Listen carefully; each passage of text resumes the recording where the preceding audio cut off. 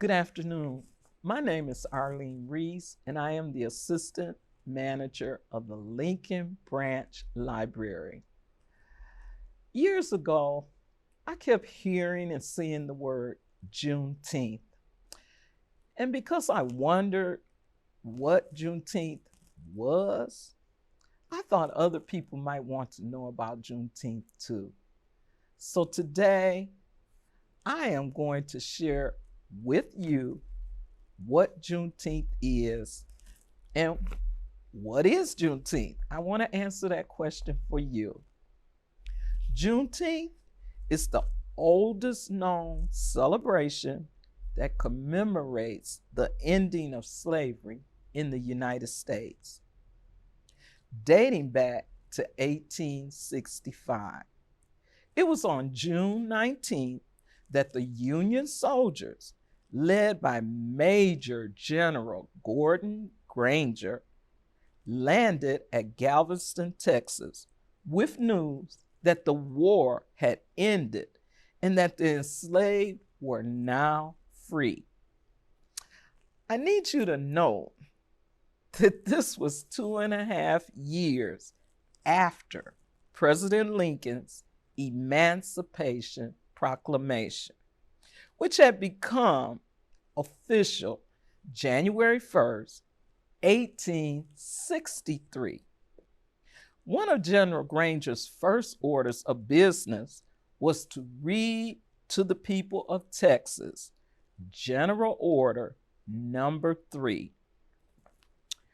The reaction, as you might imagine, it was profound. It ranged from pure shock to immediate jubilation. And that celebration of June 19th was coined Juneteenth. So, for the United States, July 4th is Independence Day. But for Black Americans in Texas, Juneteenth came to have a similar importance. They began to celebrate, and in Texas in 1900, you can see a picture that I have of the first Juneteenth celebration via the Smithsonian Institute. And I want you to know they're dressed to the nines.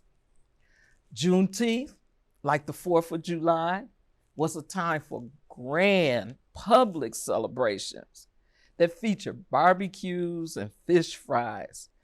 They might have rodeos, parades, and worship services to mark the day that slavery officially ended. Well, you may have heard that they often have, or always have, a red drink at Juneteenth celebrations. Why do you think they did that? According to leading soul food historian and James Beard Award-winning writer Adrian Miller, it all goes back to West Africa, the cradle of slavery. There, red drinks often mark a special occasion. Enslaved West Africans brought over the custom of that type of social punch with them to the American and Caribbean South. There are 2 such red drinks that hail from West Africa: hibiscus tea and cola nut tea.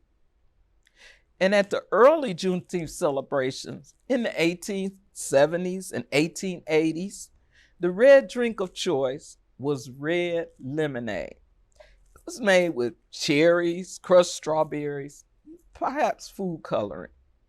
But in later years, red pop is the drink of choice at Texas Juneteenth. And Faygo is the way to go in Detroit. But you know what? Many people just use red Kool-Aid, which is what we use at our Juneteenth celebrations. Several years ago, I was inspired to write a poem in honor of Juneteenth. The title of it is the winds of change. And I believe it tells the story of Juneteenth from 1863 all the way through 2021. On a cold winter day in January 1863 came the proclamation, "You are free. You are now emancipated. We know how long that you have waited." Slavery has really been underrated. Now, all slaves are free. So pack your things and go. Tread under the beating sun and through the drifts of snow. I am President Abraham Lincoln, and during this season of change, I am issuing the Emancipation Proclamation. I order you to be free. Yes, you are now free, free, free. No more servitude. You got a new attitude, 'cause freedom is really yours, dude. All across America, now known as the land of the free, I proclaim the end, yes, the absolute end of slavery. But was it really? It was a hot, sunny day in the summer of 1865. That was the day that the soldiers arrived. Galveston was their destination, that wondrous but bittersweet day. The call went out to every slave to gather under a tree.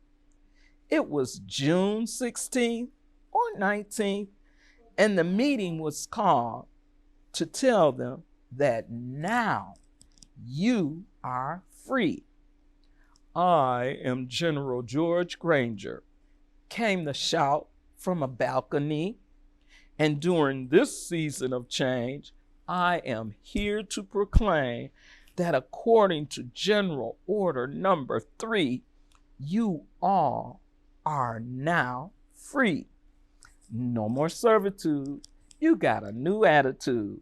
You can commence to protrude anywhere in this, the land of the free."